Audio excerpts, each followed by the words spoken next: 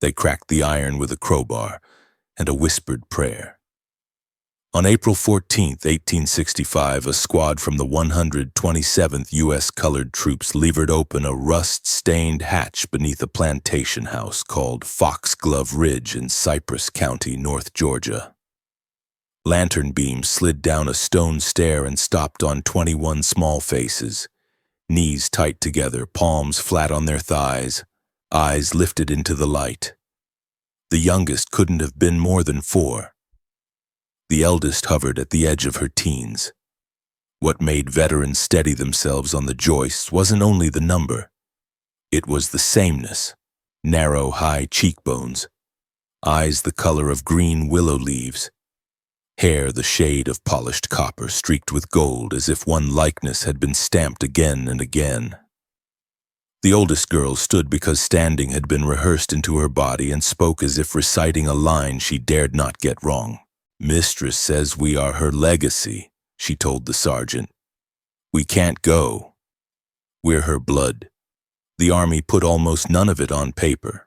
One confidential line tucked into the 127th Field Bundle called the chamber a subterranean nursery, noted juveniles in unusual number, and turned the page.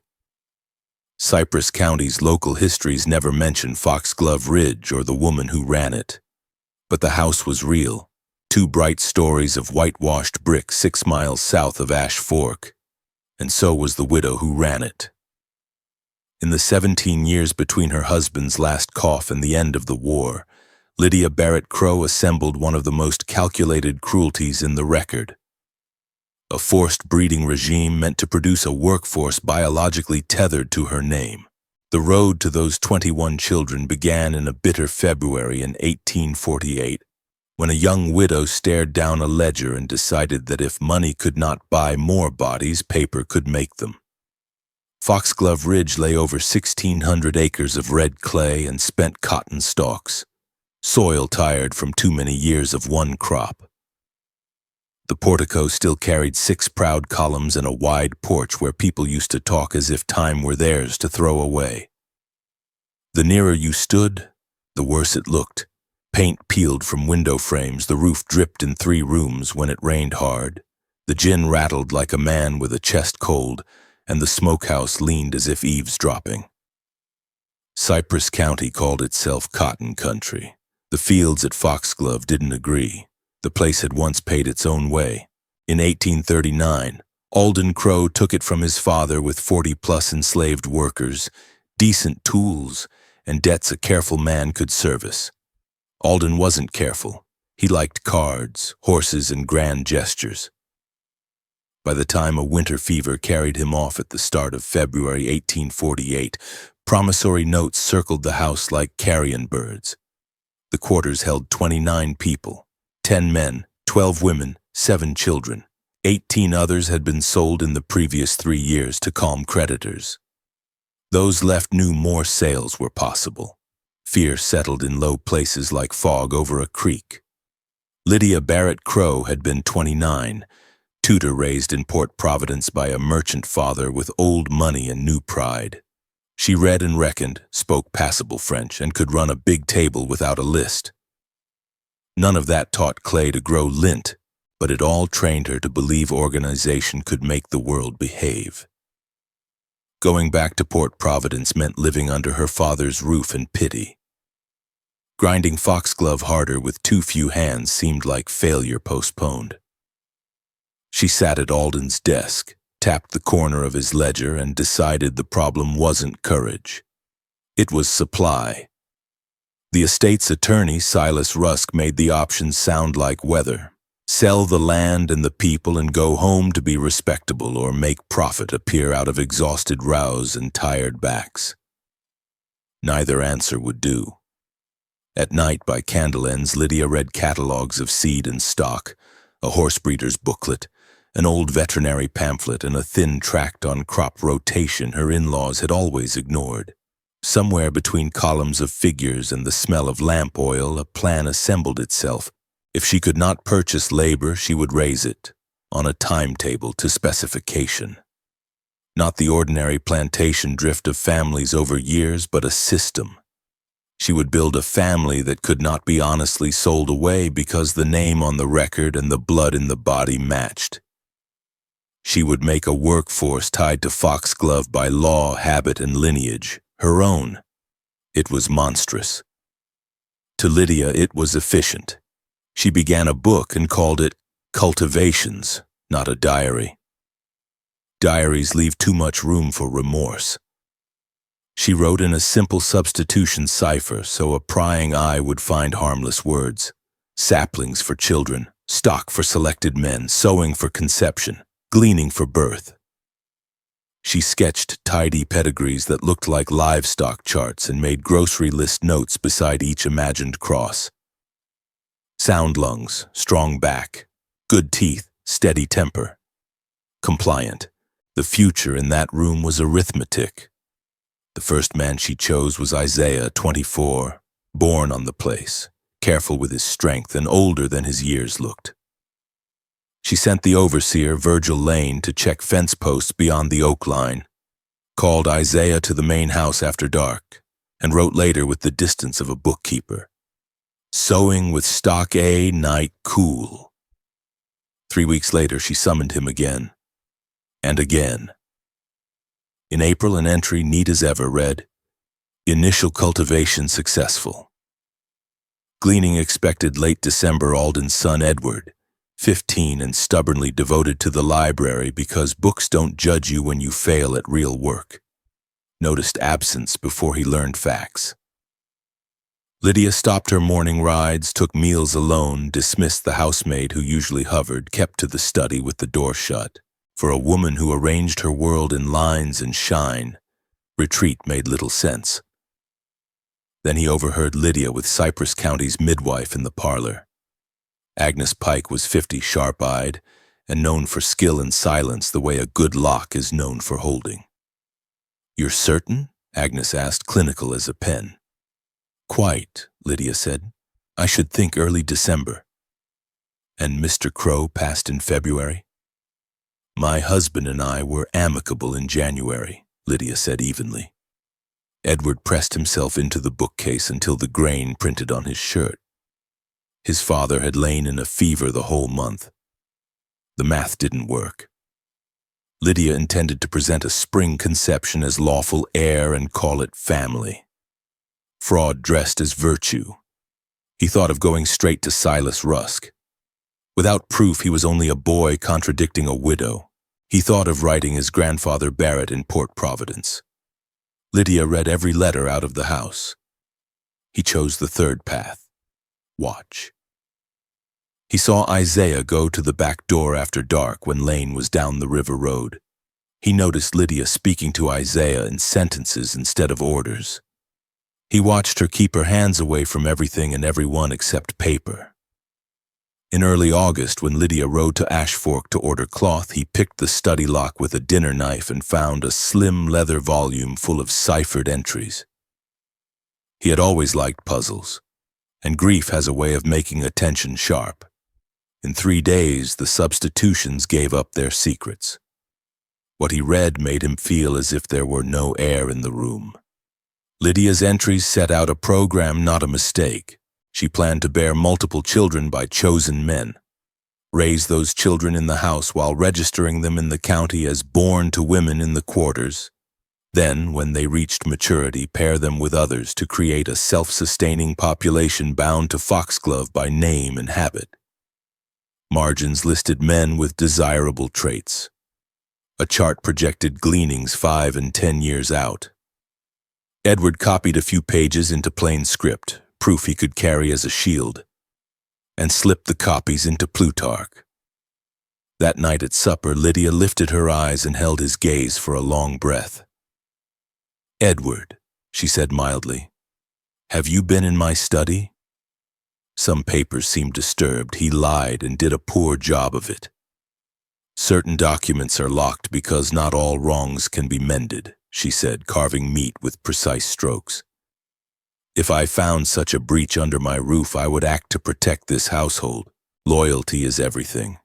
Without it, people become animals, tearing one another. He burned his copies in the ash pit behind the smokehouse and told himself he'd find another lever. Then his body began to betray him. By September, fatigue toppled him by midday. A sour headache nested behind his eyes. Food tasted like a coin. His legs stuttered on the stairs. Lydia brought broths she made herself, sent for Agnes Pike, who wrote nervous collapse and possible consumption, and procured a cordial from a Port Providence apothecary. Edward had read enough to suspect arsenic, but found that saying the word out loud was like pushing a door that wouldn't move. In late November, inch by inch, he wrote his grandfather the truth, cipher, plan, symptoms, and gave the sealed envelope to Pearl, a house girl who had run messages since she was big enough to carry a basket. Pearl delivered it to Lydia first. Lydia read without changing expression and fed the paper to the parlor fire while Edward watched it curl. "You are very ill," she told him, almost tender. "Fevers make phantoms. It is kind in a way that your suffering will not be long." Edward Crowe died on December 5, 1848, 2 weeks before his 17th birthday. Dr. Abel Marlowe from Ash Fork wrote consumption in the blank he always used for deaths he did not wish to argue about. Lydia wept the way widows are expected to, wore black until spring, and 4 days after the funeral delivered a healthy boy. She named him Alden after the dead man and explained the timing the way such timing is always explained. Early. Those who counted months did so in kitchens, not parlors. What followed looked from the road like recovery. Cotton yields crept up. The gin coughed less. Creditors lowered their hands. That was the surface. Underneath, the ledger room filled. Another baby, and another. Eleonora, Abigail, Marjorie, Samuel, each attended by Agnes Pike and recorded in cipher. Lydia registered everyone in the county book as born to women in the quarters, giving herself full legal control while raising them in the big house. She told them they were rescues. She taught them letters at a table no outsider saw, served them better food, and measured them on the pantry door. Height, teeth, eyesight, quick, tractable. By the summer of 1856, Foxglove carried 3 stacked worlds, field hands and families under Virgil Lane's eye, a handful of house servants who heard everything and said little, and 10 house children who lived under Lydia's constant attention. People in the quarters didn't need words like eugenics to recognize what was happening. They saw hair vials labeled and arranged by date on the ledger room shelves. They saw charts pinned to the walls. They saw Lydia weigh and record and plan. And they waited with a tight private dread for the day those house children would be made into instruments. Distance kept the secret intact. The road to Ash Fork turned to mud each winter. Neighbors were few. Lydia discouraged callers and performed virtue in church, humble, industrious, pious. Even if someone suspected, Georgia in the 1850s set its tables on the assumption that people could be purchased, raised, and paired at will. Lydia had simply followed that logic to a pit. The plan had been planted. The first gleanings had come. The numbers in Lydia's book looked clean. Paper does that.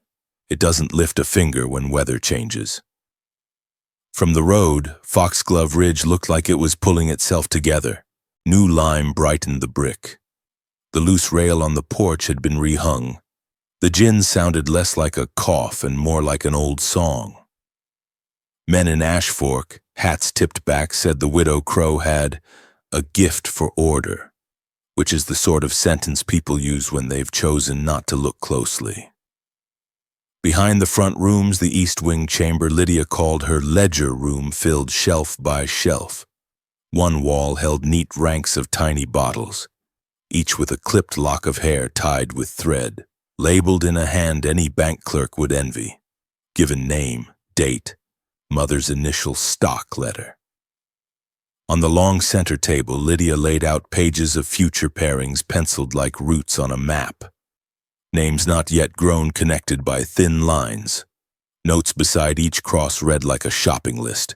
Steady lungs, straight teeth, quiet hands, compliant. There were no windows. The light in that room came from oil and certainty.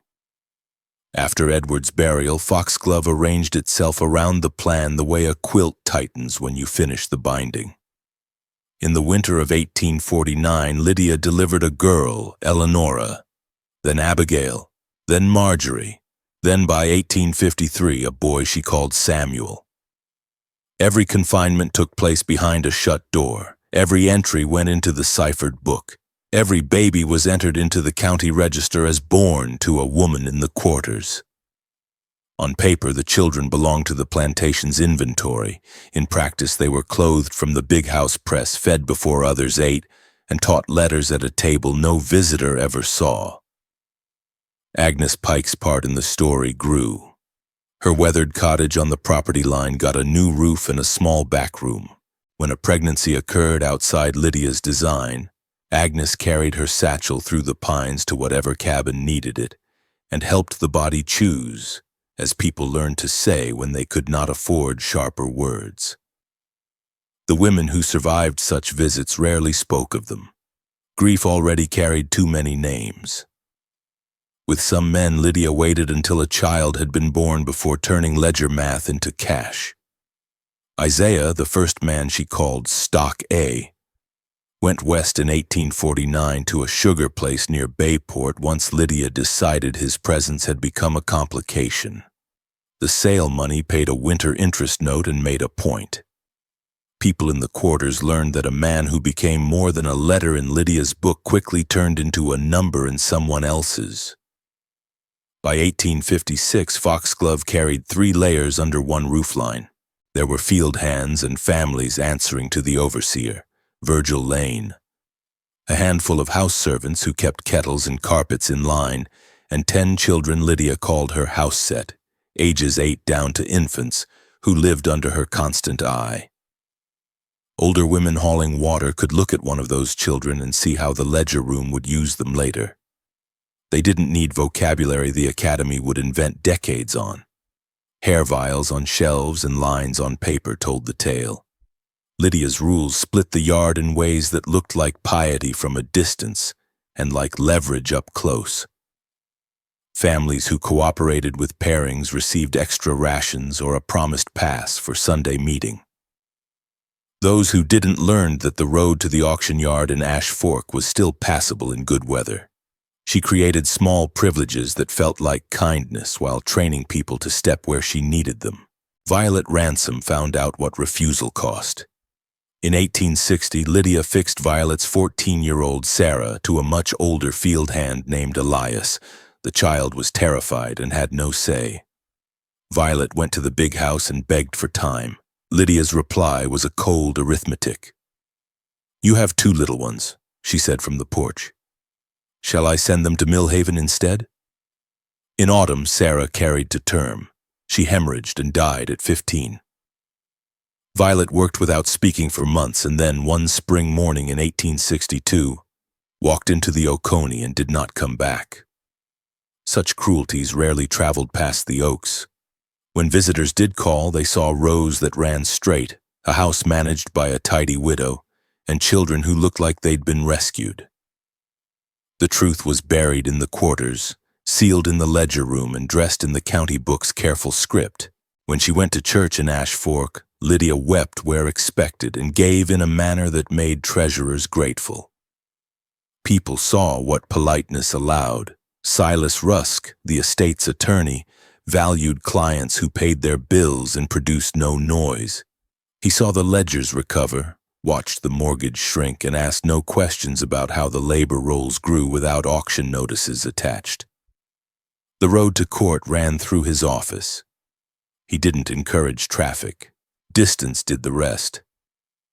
Foxglove Ridge lied to maps, a good 6 miles of mud and pine roots from town in winter, lonely stretches of road in summer. Neighbors were scarce.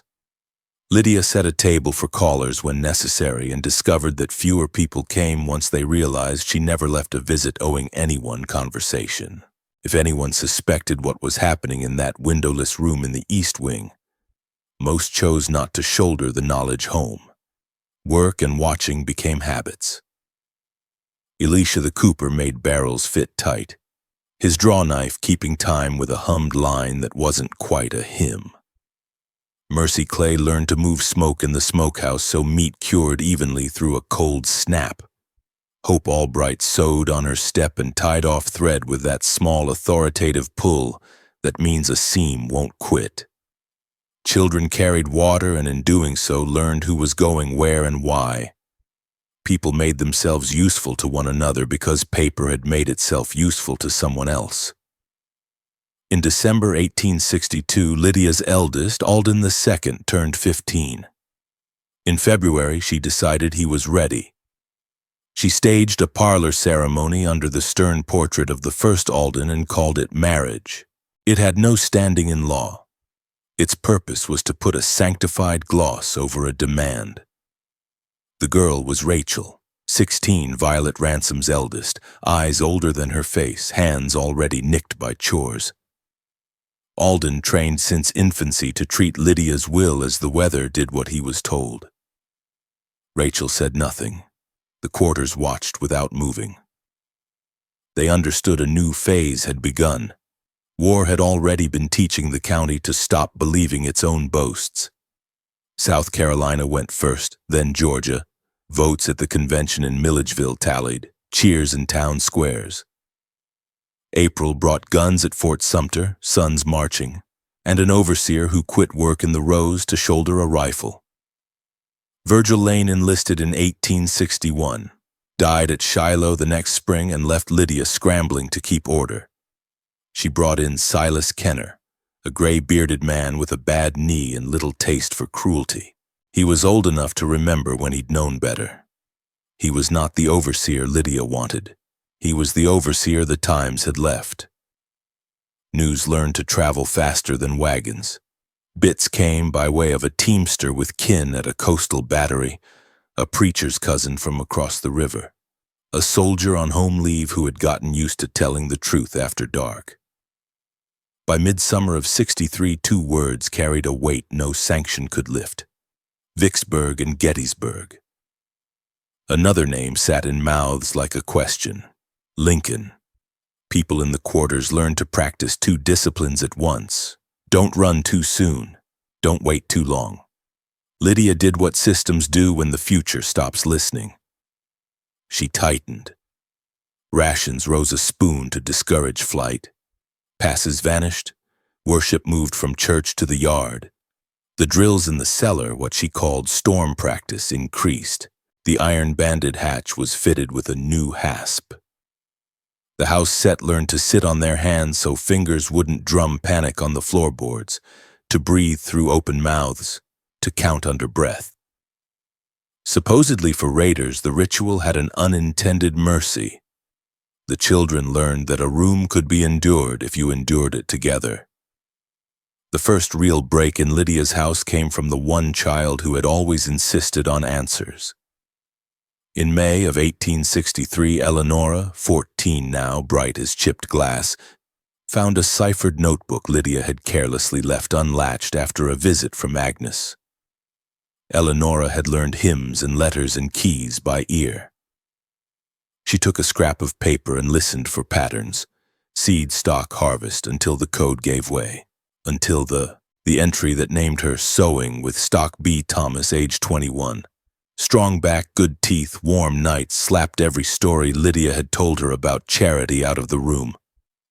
Worse were the charts. Lines reached from her name to a boy not yet born. Marcus, son of Isaiah, due 1862, breeding slated 1865. She confronted Lydia. The mistress did not deny. She explained and in explaining threatened, "Say yes, or she would sell Eleonora south where girls do not last and letters earn lashes." "You live in a house and wear shoes," she said in the voice she used with men from the bank. "Choose the world as it is." Eleonora did not argue. She told her siblings instead. Alden refused to accept the cage. Abigail understood at once, and her kindness learned edges. Marjorie followed. The room's air changed. Lydia felt it in the way eyes weighed her and silences lasted just a beat too long. She had no wish to ruin the stock she had so carefully raised. She chose to make an example of someone else. In August 1863, a pregnant 17-year-old named Grace ran toward the Oconee in the night. Dogs knocked her off her feet near a shallow crossing. Silas Kenner brought her back as gently as he thought he could and still be employed in the morning. Lydia called everyone to the yard and from the porch dressed violence in the words duty and family. The scene that followed is not described here. The men in line did what they were told with faces that looked like winter. The children in the house set watched because Lydia watched them watching. It did not produce the fear she wanted. It produced a decision. People met after dark under trees where moths liked lamp smoke less. Hope Albright stitched while others talked because her hands knew how to make steadiness. Violet Ransom breathed like somebody had untied a knot. Mercy Clay spoke one sentence and put her mouth away. Eleonora, who had never been allowed to belong to the quarters, sat on the edge of a circle and listened, learning the first rule of survival that even revolts obey. Live long enough to choose your moment. The winter that followed taught patience and drills. Lydia's cellar practice bought the children a skill. A cavalry detachment cut across Foxglove's lower field in March '64, took corn and smokehouse barrels and talked openly around their fire about a federal general out west whose name sounded like a forecast, Sherman. Men in blue weren't yet in Cypress County. The idea of them had arrived. Lydia looked at her book and understood what the presence of federal uniforms would do. A design built on paper and proximity cannot survive an army that writes a different kind of ledger. She made a last plan. On a rain-smelling night in mid-March, she gathered her 11 in the ledger room. Alden, Eleonora, Abigail, Marjorie, Samuel, William, Henry, little Caroline, and the 3 infants. Lamps lit the wall of vials and the chart's black lines. Lydia opened a locked drawer and took out a wooden case. Inside, small glass phials of laudanum. "In drops, it eases pain," she said in the voice she used when persuading bankmen. "And in measure, it keeps a family safe." Eleonora said no. Alden stepped between the bottles and his brothers and sisters and did not flinch when Lydia's hand struck his cheek. The younger ones moved to stand where the older ones stood. Lydia recognized she had lost them. She did not throw the bottles away. She grabbed the journals and the basket of vials and ran out into the yard toward the quarters, driven by the reflex of every tyrant whose story is collapsing. Save the proof. What happened next was described many ways later, depending on who was brave enough to describe anything. Some said Hope stepped down off her porch and did not move. Some said Elisha took the basket and set it on the ground, and that a vial broke on its own and the smell of hair and alcohol hit the yard like a question answered too late. Some said Silas sat on the top step with his hat clasped in both hands and counted stars because numbers were the only thing he still trusted. What is certain is what the yard looked like in the morning. Paper char on the grass. The ledger room wall fanned with soot. Tiny glass teeth on the floor where the hair vials had landed. No Lydia. No proof but the kind that counts best. The absence of harm going forward. When soldiers in blue forced the iron hatch a year later and found 21 children who had learned to sit still in the dark and breathe without talking, they wrote "unusual" on a line and took the house set out into daylight. The road to that moment had been long. The ledger that had tried to keep it from happening had become ash, and the people who had refused to wait for history to tidy itself had already made their choice. By noon, the contraband camp at the river had learned a new number. 21 children meant more cups, more blankets, more names than the quartermaster's slate liked to hold.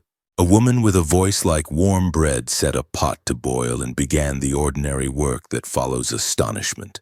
washing the smallest, showing the older ones how to line up for cornbread and soup, writing names as they could be remembered on a scrap that went into a tin box under a cot. Sergeant Elias Boone of the 127th put his report in 2 envelopes, one for the provost in Ash Fork with the plain accounting, and a second folded note in his own hand that said more than the logbook would tolerate.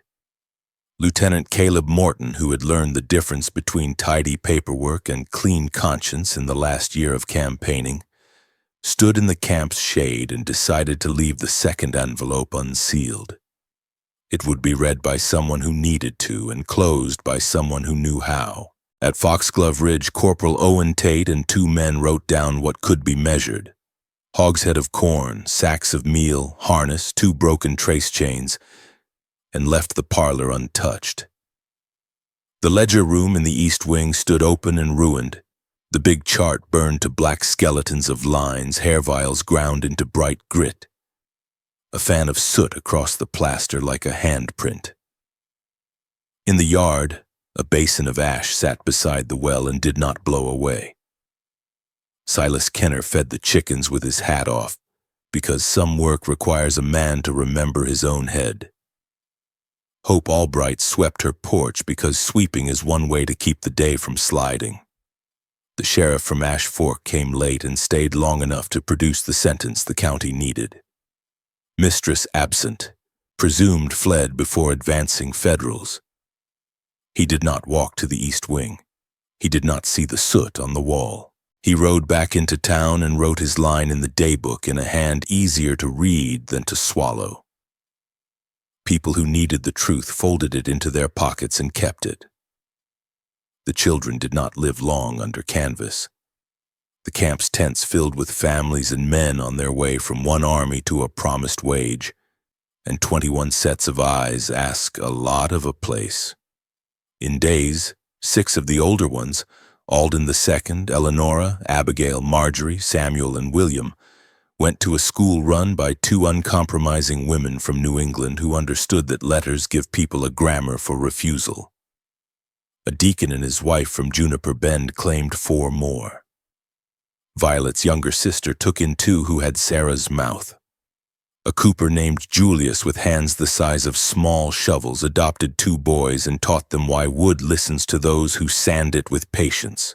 5 of the youngest stayed together in a cooperative truce among 3 widows whose grief matched and canceled one another enough to manage. Sergeant Boone wrote names where names were known, and for the rest wrote, "Kept here," which is a kind of truth. Lydia Barrett Crow did not come back to the porch she had taught to look clean. The Lanes learned to carry a sentence without burdensome detail. She's gone. There are places where the word justice is too stiff to wear. Cypress County's old folks chose a quieter garment. When asked by a stranger years later, one of them simply said, "The land kept what it needed." Peace arrived as a list of dates. April surrenders, May proclamations, June parades in cities that had never smelled cotton bloom. And as practical rearrangements on the ground, soldiers posted in courthouses, the slow machinery of the Freedmen's Bureau setting up rooms with desks, the loud machinery of people deciding to go. At Foxglove, transition was a word without a single behavior attached. Some left within a week, scattering out across Georgia, the coast where kin had been sold, cities that offered wage work and crowded rooms, other states where a night's walking put a county line behind you. Some stayed for a season because winter was close or because choosing takes practice. The law did not know what to do with a plantation where the man of the house was dead and the woman had turned absence into an art. Alden II, as Lydia's eldest, had a claim. As a person recorded in the county book as born to. A woman in the quarters he did not. Silas Rusk filed papers, argued himself into circles, and then failed to show up one morning because lawyers know when a case is neither useful nor billable. Taxes went unpaid in 66 and 67.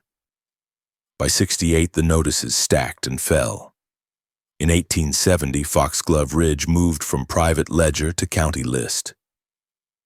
Fire took the East Wing on a hot night in August 1871 without asking anyone's permission.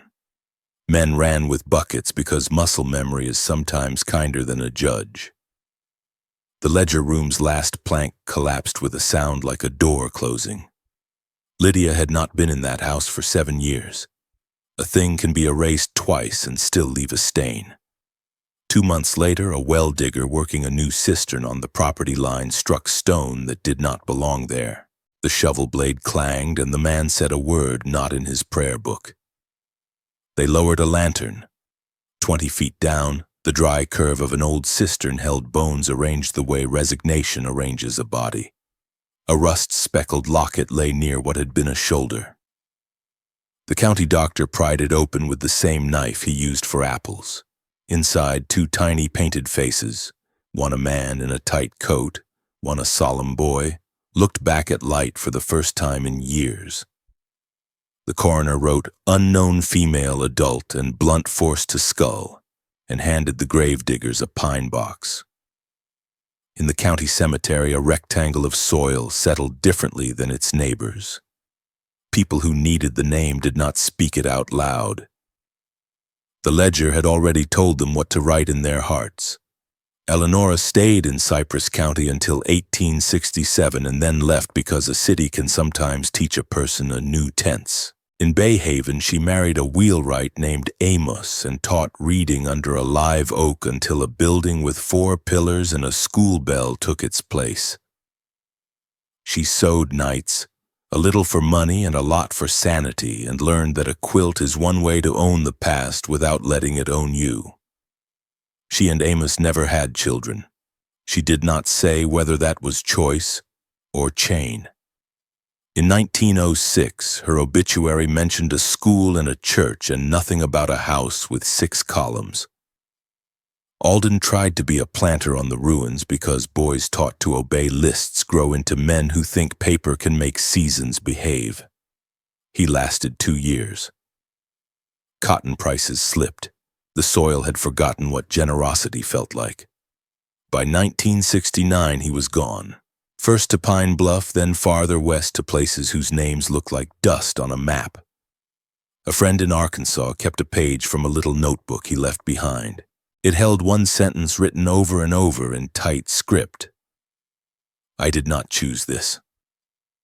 Agnes Pike, who had earned both gratitude and blame in equal measures, moved to live with a niece in Miller's Ferry and kept her bag open for good work, the kind that brings life, until her hands shook too much to tie off a cord. Silas Kenner planted beans behind a rented room and never spoke of Foxglove except to tell a new preacher that some omens are not from the devil but from memory. Silas Rusk continued to practice law for men who did not scare him. He had a son with soft hands and a daughter who wrote poems behind her book. Bits of the story surfaced like stumps in a low river. In 1888, a churchman from Bayport noted a confession made in a hot room by a man with a broad scar. A half sentence about doing what needed doing to a mistress during the war, and folded the note into a ledger he kept for funerals. In 1904, a seamstress in Bay Haven put out a short book with a line about the night the Hell Woman disappeared and no one wept. In 1925, a historian rummaging through the Ash Fork Courthouse basement opened a packet labeled Miscellaneous Correspondence and found a letter from a federal officer dated June 1865. Captain Nathaniel Reed of the 34th Massachusetts wrote dryly, "At a property known as Foxglove Ridge, I observed indications of a systematic apparatus for reproduction among enslaved persons, including those biologically connected to the owner. Witnesses made themselves clear without names. I have decided not to press the matter, as it seems to me justice, of a sort, has been rendered. I have instructed my men to be circumspect in their recollections." The historian copied the letter with a fountain pen and then closed the packet because some paper earns its dust. What became of the 21? The camp ledger says placed with families by county and by guess. A few names survive in the single useful line a clerk added. Eleonora married. Abigail went to Juniper Bend. Marjorie to Bay Haven. Samuel apprenticed to a carpenter in Pine Bluff. William learned to fix watches and moved to a city that paid for small patience. The younger ones disappear into the generosity of domestic life, which is to say, they lived and ate and learned to keep hands still when strangers asked their business, which means people alive now, scattered through Georgia and beyond, carry a fraction of Lydia's lineage without ever knowing it. Maybe it shows in a streak of auburn at a child's temple.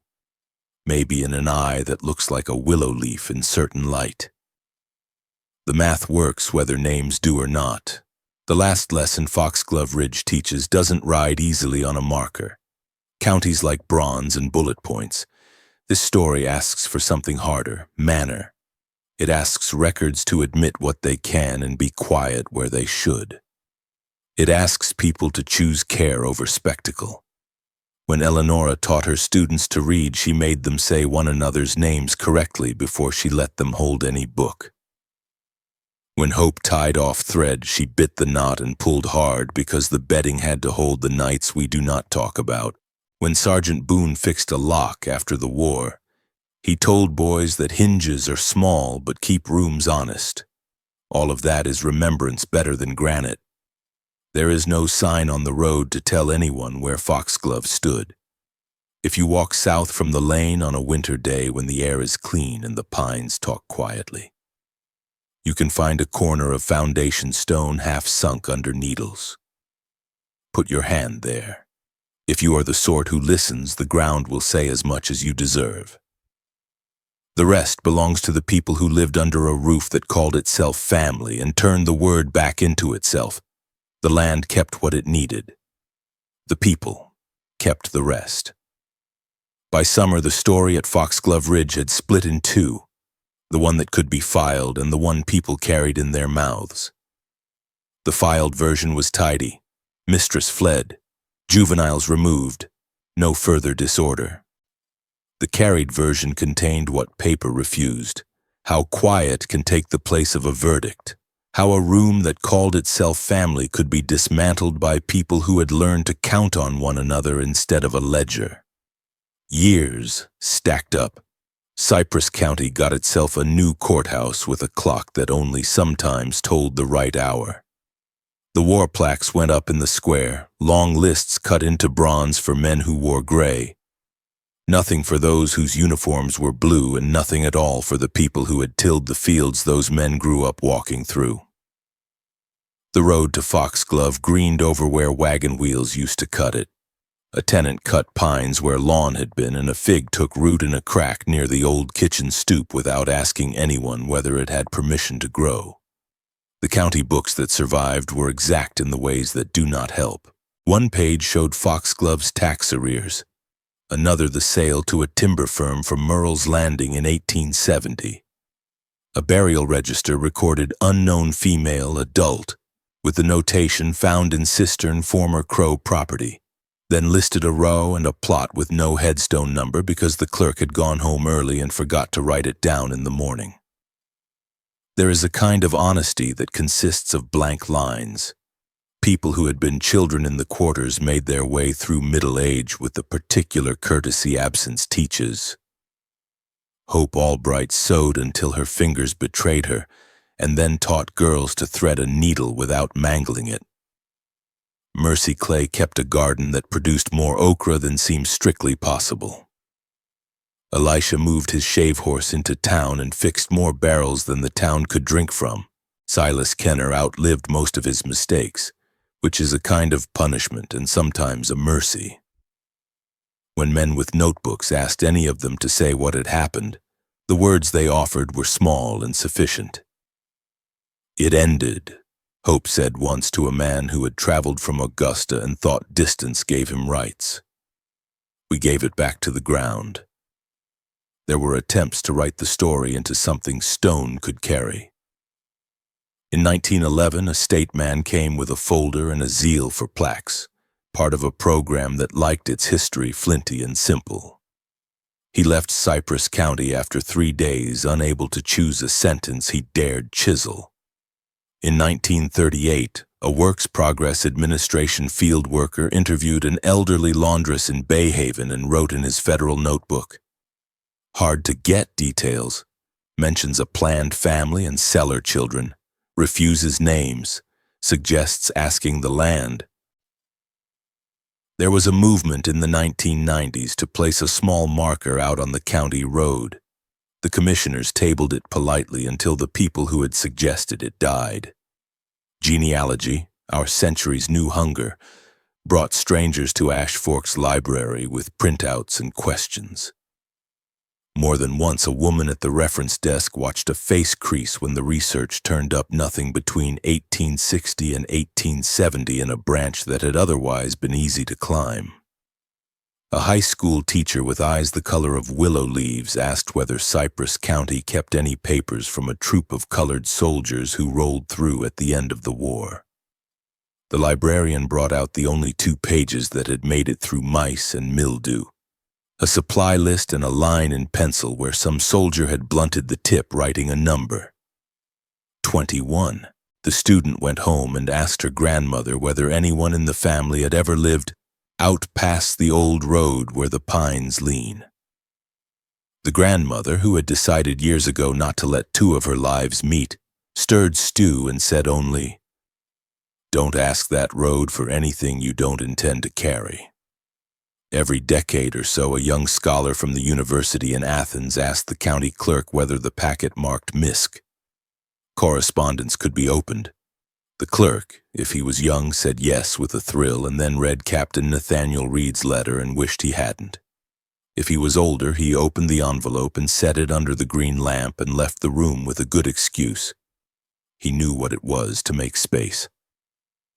Sergeant Elias Boone, who had kept his own folded note unsealed until he found the right person to seal it, went home after the war, married a woman who could balance 5 plates on her forearms and looked gravity in the eye when it tried to argue, and opened a shop where he mended locks and built doors. When a boy brought in a latch that stuck, Boone showed him how to sand the sides without shaving the part that kept people safe. "Hinges matter," he'd say.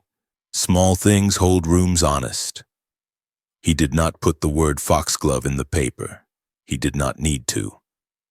In the early 1970s, a school group walked the county road on a field day with a science teacher who wanted them to collect leaves and learn the difference between longleaf and loblolly.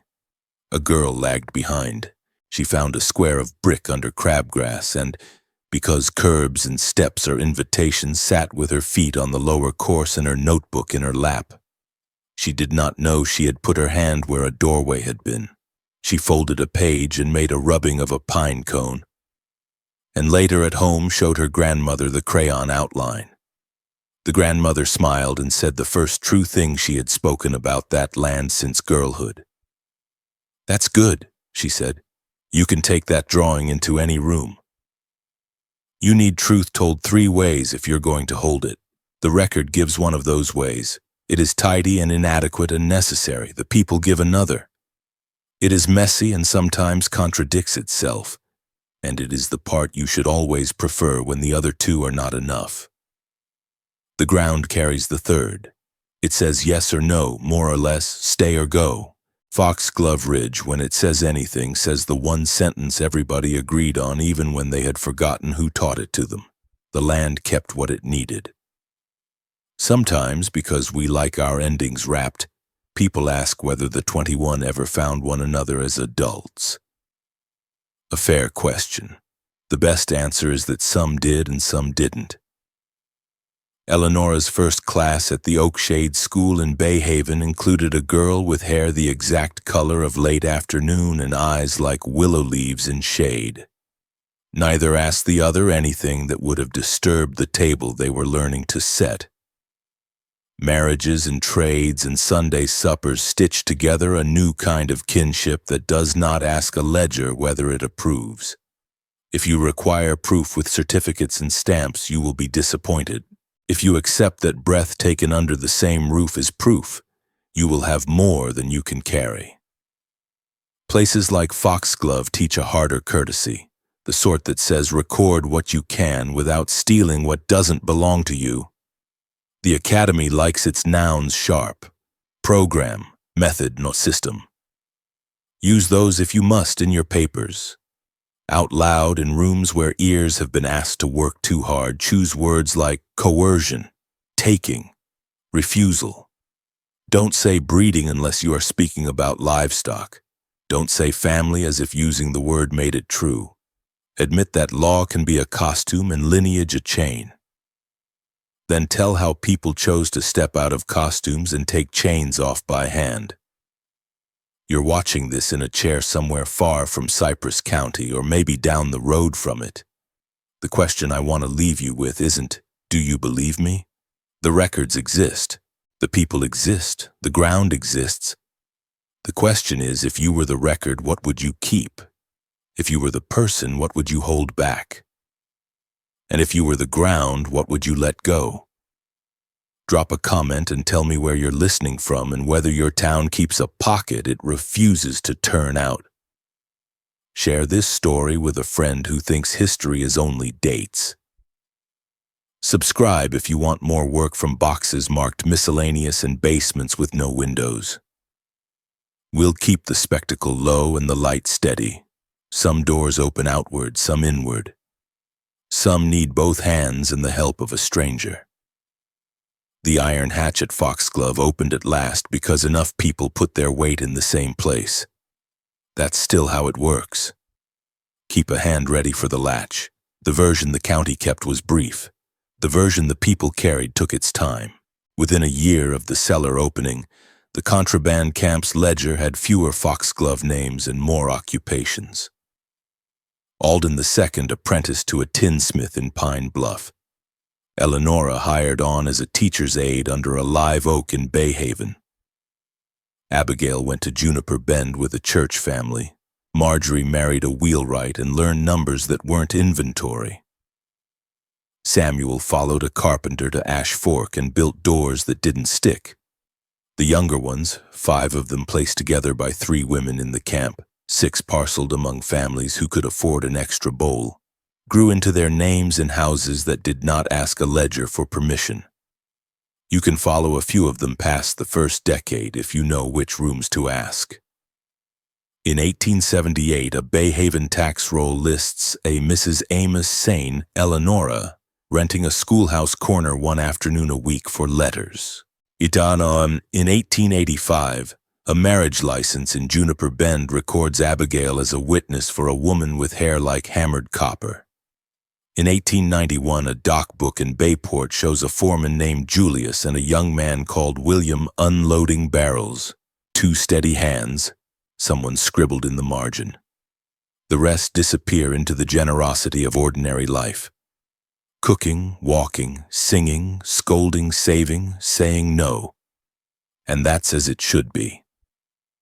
Cypress County learned to talk around Foxglove Ridge the way polite people talk around a scar. The courthouse daybook said property forfeit, taxes unpaid, and wrote dollar amounts. The cemetery register said unknown female cistern and left the plot without a number. The commissioners debated in 1911 whether to put up a small marker on the county road and lost their nerve. A Works Progress Administration interviewer in 1939 made a note in federal type. Elderly seamstress mentions children from under the house. No names offered, and mailed it to an office that closed before anyone read it twice. A few hard edges did not file down. In 1925, a historian rummaging in the Ash Fork courthouse basement slit the string on a packet marked MISC and read Captain Nathaniel Reed's June 1865 letter. At Foxglove Ridge in Cypress County, I observed signs of a systematic arrangement for reproduction among enslaved persons, including those biologically linked to the owner. Witnesses proved their point without names. I do not intend to press the matter, as it appears to me that a justice commensurate, if not equal, to the wrong had been administered. Men under my command have been advised to be circumspect in their recollections, L. The historian copied the letter by hand, underlined circumspect, and put the original back where the dust had been keeping it. In 1956, a graduate student from the university came asking whether any living person knew anything about a plantation with an iron cellar and many children. An elderly laundress in Bay Haven, hands still strong from wringing, eyes pale green and steady, answered without any bite in her voice. Some things belong to the people who did them. The book can have the wind that blew that day. The student learned to write paragraphs that respected the weight of what was not on the page. The ground kept saying what it had already said. In 1972, a tenant's boy chasing a field mouse lifted a square of brick and found the bottom step of the back kitchen stoop. He called to his sister. She sat and drew the step with her pencil, shading the crack where a fig had insisted on itself. Their grandmother hung laundry and let them draw. When the children showed her later, she traced the little rectangles with a finger and said, "You can take that into any room." What unsettles some readers most is that the story does not end with a chiselable sentence. There is no verdict in the legal sense, only a verb, tense, ended, that must be spoken quietly to be true. Foxglove's ledger tried to pass obligation off his family. The yard returned the lie to ash. Soldiers wrote a number and did not pretend a paragraph could fix it. People walked away upright, and the land, when asked, declined to surrender more than it had to. Every so often, genealogy brings descendants to Ash Fork with printouts and good intentions. A librarian pulls a map without a house on it, and 2 thin pages rescued from a regiment's field book. A visitor who has hair that catches the light in a very particular way leaves with a photocopy of a supply list and the word unusual underlined. Whether the underlining is comfort or indictment depends on who brought them to the counter. If you tilt the story, you can see the way it lights more than a cellar. Foxglove is not only a chapter about cruelty, it is also a précis on how a community survives after choosing to do something the law would not, how memory and discretion can be forms of care, and how small acts accumulate. Latches checked twice, names pronounced properly, children taught to read before anyone asks a paper to bless it. Sergeant Elias Boone told boys who brought him stuck locks that hinges matter. Elisha the cooper taught apprentices to shave a stave until daylight can't find its way between wood and hoop. Hope tied off thread hard and made quilts that stayed where you put them because sleep should not wander. These are, too, the lessons the story carries. Keep small things in repair. Set names correctly in your mouth. Say no without spectacle. Make rooms honest. There is no historical marker at the lane. There is, if you look for it, a cornerstone in pine needles, a row of bricks called back to service as a tenant's hearth. A fig that grows whether the county approves or not. Walk south from the road on a morning when the fog keeps its distance and the pines talk among themselves. When you stop wanting to speak, you're there. Put your hand on the ground. If you like proofs with signatures, Archives will give you letters and lists and a number chalked by a soldier. If you're willing to trust rooms and people and land, the rest is already speaking. For those who want clean answers, here's the tidiest one Foxglove allows. 21 children were taken out from under a house that had called itself family and were given to families.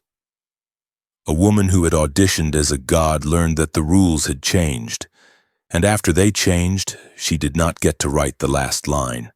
Those who had been forced to build her story together built themselves another, quieter one, and taught their children to use it.